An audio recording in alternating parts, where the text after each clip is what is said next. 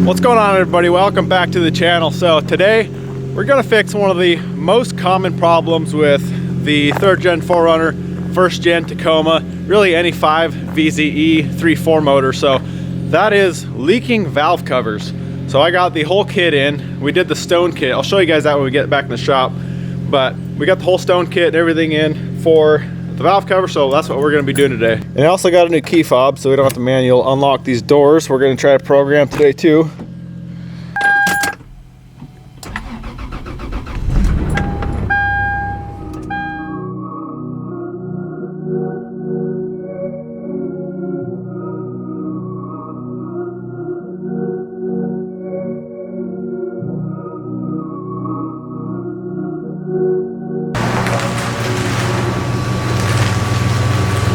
All right, this is what we picked up. So this is a stone kit. No, it's not OEM, but it is actually made in Japan. And there's some really good reviews on it. A lot of people seem to like these. So this actually comes with everything. Valve cover, and then the cam caps, I believe, spark plug tubes, and the bolt seals. And then you're gonna need intake gaskets, possibly a throttle body gasket, and I'm going to replace the PCV valve. So basically what we gotta do is pull the entire intake manifold off, top plenum, lower plenum, to get access to the driver's side valve cover. And then the passenger side's easy, really. All you got to do is pull this off, but we're going to strip the whole thing, get it down to where we can access both valve covers, and then we'll start tearing into that.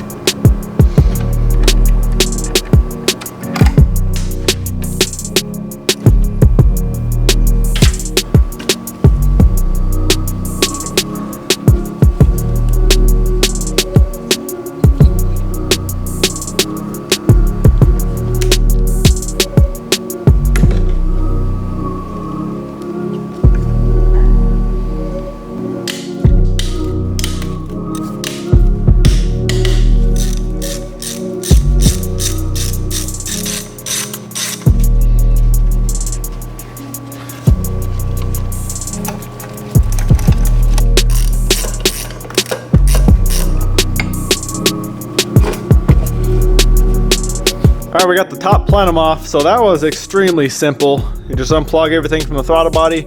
You can leave the throttle body connected, which is nice. We don't have to replace that gasket now. So, and then there's just 4 bolts here, 2 bolts on this side. Comes right off, no problem.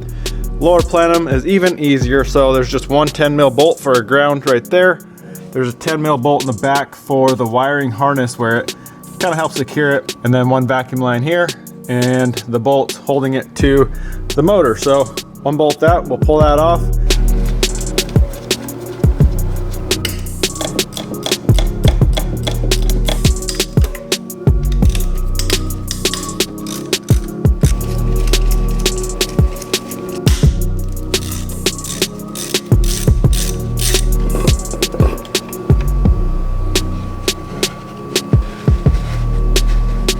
Lower plenum is off. I forgot about these 2 bolts here that hold the fuel return line to the manifold. Another couple of 10mm bolts you gotta pull out, but we are off. So now we can pull the coils off, pull the caps off this side, and we can start pulling these covers. So you'll just have to unbolt, obviously, everything connected to the cover. So that wiring harness loom there, and then the valve cover should come off.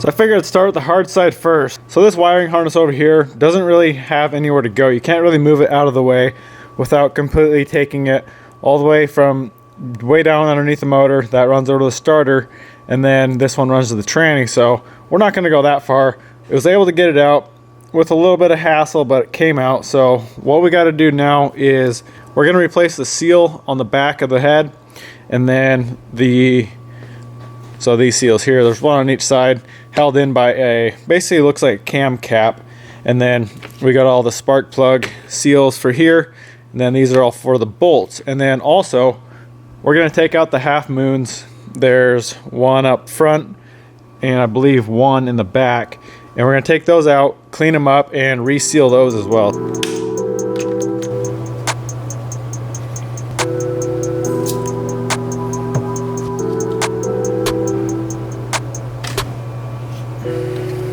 Alright guys, got the whole head surface cleaned up, got all the old sealant off of around the half moons, and got all this stuff cleaned up. So what we want to seal is around the underside here of the half moon, and then once we get it together, we want to smear some seal on each corner of that, and then you want to seal along here, and then when you get this together, you want to seal the corners of these as well. And then I got these out. These were a major pain. They were all hard and crusty, and they just kind of broke out, so we got to replace those. I got the valve cover in the parts washer.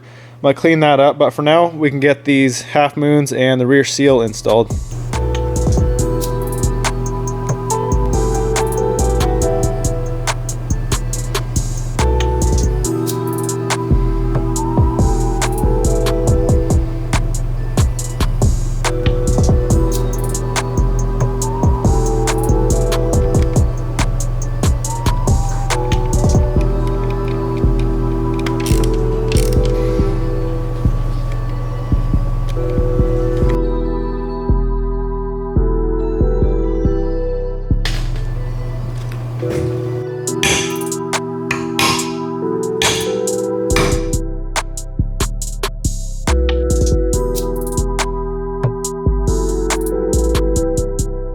Alright, so you can see I got a little dab of sealant on either side of those half moons and on that cam cap. I did that on the front and the back. So now we can get the valve cover in there, and we just got to make sure we don't catch that seal on anything, the main valve cover seal here.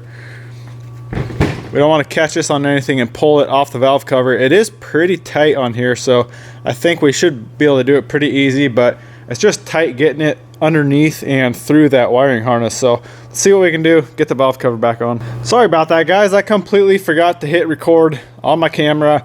Valve cover's on. It actually went on easier than coming off for some weird reason. So that's in place.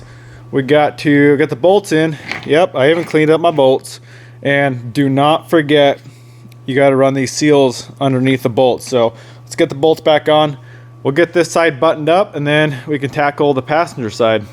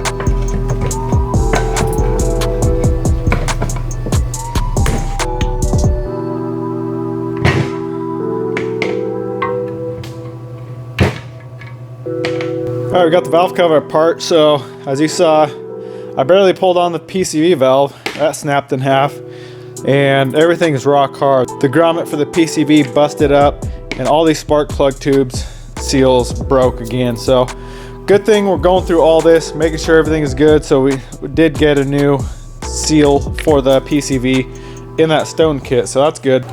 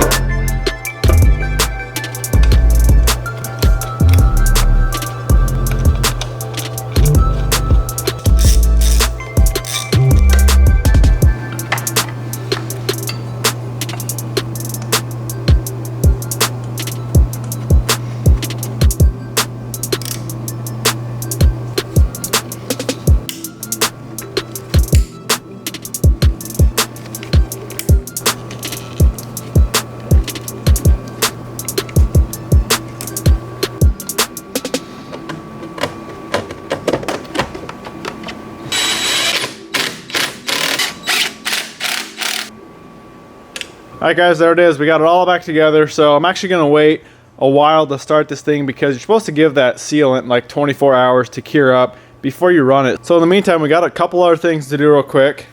I got a new set of battery terminals because this one is all the way tightened down. As you can see, it's not really doing much, so we got to swap those out. And then I bought a set of key fobs, so I'm going to try to program these.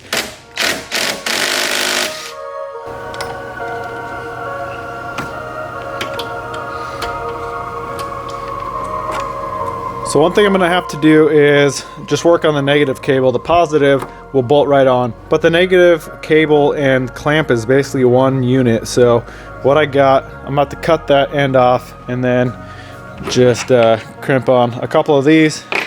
This cable for the ground to the body is obviously too small as well.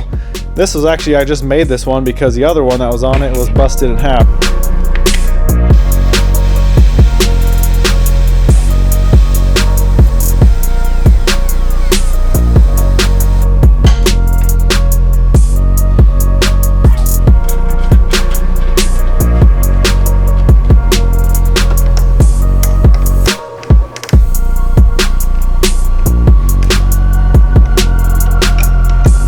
Alright, we got the battery terminals on, so that's good. So now let's figure out how to get these programmed. So I've got a little write-up on my phone, instructions. It's easy to find on Google, so I'm gonna mess around with it. It's a lot of locking the doors, and I'm gonna try to erase the other remotes and add these two new remotes. So let's see if we can figure this out.